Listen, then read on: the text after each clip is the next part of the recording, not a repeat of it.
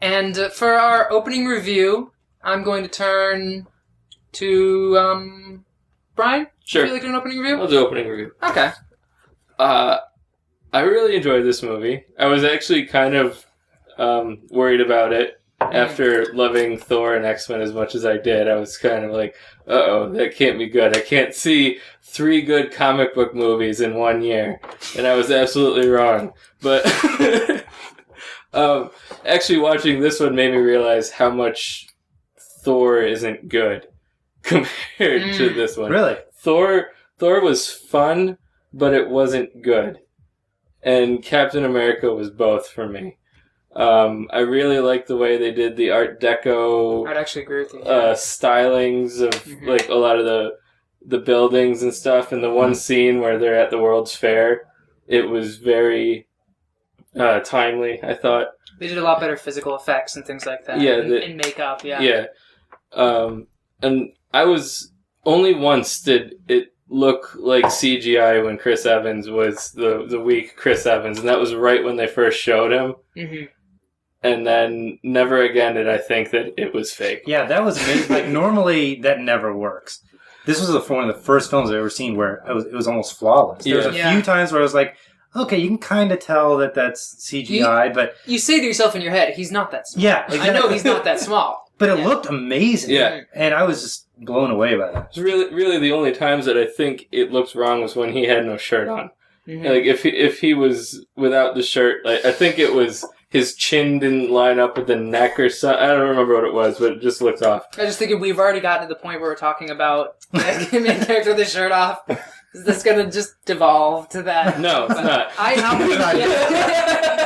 actually really agree with you, Brian, in the sense that this did kind of hurt Thor, because I think this is good and fun to watch. Mm-hmm. I think as I was watching it, it actually felt like the old comic books.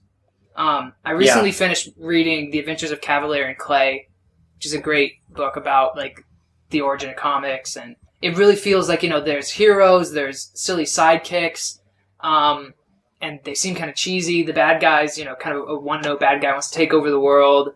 There's just like disposable henchmen. But that's what a comic book is. Yeah. And there's tons of action. Yeah, and yet I was into it. And they did some really cool stuff. I love how they show that Captain America is a symbol, and then they proceed to use him as a symbol. So they acknowledge it when he's doing his like USO rounds, tour. his USO tour, and they even give him the old suit and the old shield, and then they show that the actual importance of that symbol. And his character is actually really fascinating. It's a strong character, Yeah. He is awesome. I like this, but I do think there are some flaws to it that sort of detracted. I thought the action was a little weak. There was a lot of like action sequences where there was obvious, stunt double cut away, cut back, stunt double cut away, cut back. And it was very obvious the way that was edited. It was edited for the stunt double. And as I was watching it, I was thinking that. You shouldn't be thinking that. I thought that scene, although Stanley Tucci and Chris Evans were awesome in that scene, I thought the whole flashback sequence that was edited together. Oh, I didn't like was really bad. I liked the phrasing that he used in that. Yeah, I didn't like. I really the actual visual part of the scene was just there. It seemed like something like some freshman in college had cut together, where they cut like 18 Hugo Weavings. Yeah, with like fire behind him and going wah, wah, wah, and it just seemed really cliches ridiculous. Right there. So there was little moments where I was like, oh, this isn't. And I thought the final like climactic sequence was a little lame. Like, why was... It wasn't an amazing climax. I can't remember what her name is. Her actual name is. Her as an actress or her character? Haley Atwell, right? Haley Atwell. This is why was kind she of her there? Big break. There's no way a woman would be on the battlefield in 1941 or whatever. There's no way. There's no reason for her to be there. There's no way she would be there. That made no sense. That was really distracting. Natasha, your women husband do not belong. Thinks that women don't belong on the battlefield. So how did you feel about this? In the 1941 battlefield. Or 42 or whatever it was. 43, I believe. Yeah. 43. I was close. Well, Steven's wrong. Oh, okay. Naturally, he's wrong. Mm-hmm. Yeah, Steven's always wrong. Yeah. How'd you feel with this movie, Natasha? You said you liked it or you didn't like it? I did like it. I think it had some flaws. Okay, I didn't like it. But there were no flaws. But there were no flaws. It was flawless, but I hated it. That's my exact review. No. I really enjoyed the movie. It was very entertaining. I didn't see any of the flaws that Stephen was mentioning. I didn't notice the stunt double stuff. I did notice her being on the battlefield, but it didn't seem out of place for the movie. She's got a uniform. It may seem out of place as far as like history and stuff is concerned, but her role in the whole military or what they portrayed in the movie, it seemed fitting. And it did allow for that moment when he looks at Tommy Lee Jones and he's like, "I'm not kissing you." That was great. That was absolutely great. There's some really good, there's good one-liners in there. Yeah, too, there is. There is. Yeah. Mm-hmm. Sorry, go ahead. Is this how it's going to be? We're going to constantly interrupt. But yeah, so I mean, I really enjoyed it. I really enjoyed the, just the chemistry between, the girl and the guy kind of thing. That was good. I really liked that they didn't make it go any further than what it did. I think that would have ruined their relationship. That scene for the movie at the end when he's like, "I had a date," that was heartbreaking. Yeah. Well, I'm just saying that I think if the relationship would have escalated further earlier on in the story, then it would have, it would have made that final scene or whatever. You get to see you get to see the relationship grow. Exactly. And the fact that he wakes up 70 years later or whatever and he's like, he knows that she's gone is very heartbreaking. It wouldn't have had that impact if there was like this hot steamy sex scene or something ridiculous. And then like later on he's like, "I had a date." It's like, well, he kind of got what you wanted. So don't worry about it. At that point you're like, you really feel for the guy. That's one of the great things I think about this movie, but also one of the most frustrating things. I'm never going to get to see these awesome characters again. Mm-hmm. Yeah. The back characters, the side characters. Exactly. They're gone. And so I feel the same pain that he does. That and it also allows them reasonably to like move it forward in time. But as far as there it is. Yep. Captain America or Cool Hand Luke? Oh, this is easy. Cool Hand Luke is classic. Yeah, it's absolutely wonderful. All right, cool. Paul Newman with his shirt off, Chris Evans or Chris Hemsworth. Paul Newman. Oh, you were asking her. One of these. You're allowed to answer. Yeah. One of these things is not like the other. Yeah. One of them's named Paul. First of all. I think Paul Newman with his shirt on is much more, sexier than any. He makes great pasta sauce. Yeah. Salad dressing. Isn't there that scene in Cool Hand Luke or whatever? With the eggs? Where he's like sitting up against the meter or whatever. He's got his like cigarettes in his shirt at the very beginning. He's like smoking a cigarette or something. Yeah. I mean, basically waiting to get arrested. Yeah. Yeah. When I was in high school, we would watch that over and over and be like, "How can we be like that? Yeah. How can we be him?" I've watched that movie so many times. And every time I come away with it, I want to read up on criticism because I'm like, there's a lot here, but I just can't fathom it. Like, I sat down and watched with my parents. Mom was like, "That movie's amazing, but I don't get it. I don't understand." Yeah.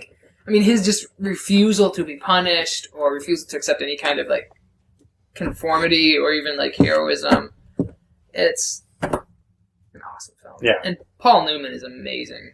Well, and that movie is held up over decades and decades and decades, and Captain America, even though it was fun and everything, in 5 years, no one's going to be watching it anymore. I mean, next year, no one's going to be watching it. I'm just calling it dead here. I mean, if you're putting it up against the Cool Hand Luke. As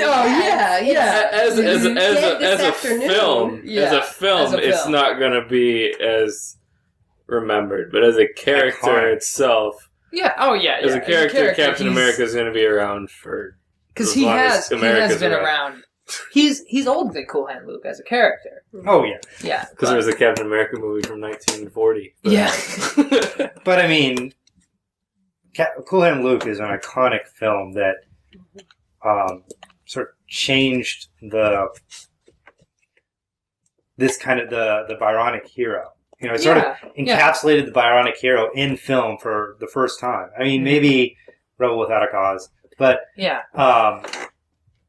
Sort of took it to a completely different completely different level. We're being attacked by insects. But, yeah, took that to a completely different level. And it's absolutely incredible. You're right. I hadn't thought about that as Bionic. Yeah. Cool. No.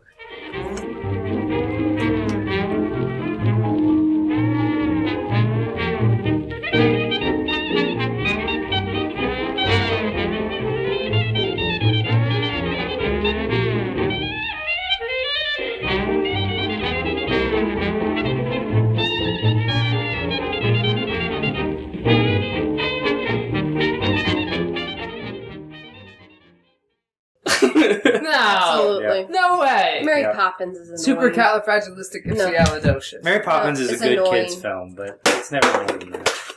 It's Can I have that back? No. it's kind of That's what I heard at least. I know you're not doing anything tonight. I don't know what day it is, but Yeah. I'm going to be to busy. sleep tonight. There we I mean, I've seen Groundhog Day. I think that it's a great movie. I think that I always forget that it's such a good movie, and then like you see it again, and you see like how much the day going over and over and over again like really starts to take a toll on him, and like I don't know. Mhm. So I mean, I think that movie's great. But again, I haven't seen Dance with Wolves, so I love when he punches the guy. I think he's like the salesman or whatever. He's just so angry. when he tries to kill himself. Yeah. That's such a I mean, in a comedy, that's a dark scene, Mm-hmm. and he can't do it, and he's what the hell? It's magic. He's freaking out about the lead. He's do, like do, do, do, do, do, do, do. magic. they get our But Harry he's Potter like wand. heartbroken over the fact that he can't kill himself. And Yeah, it's just- yeah. Mhm. that is very dark for a comedy. you It know? is. It is. But For any they film. pull it off. It is You know. freaking me out. Is that really Freaking me out, bothering you? man.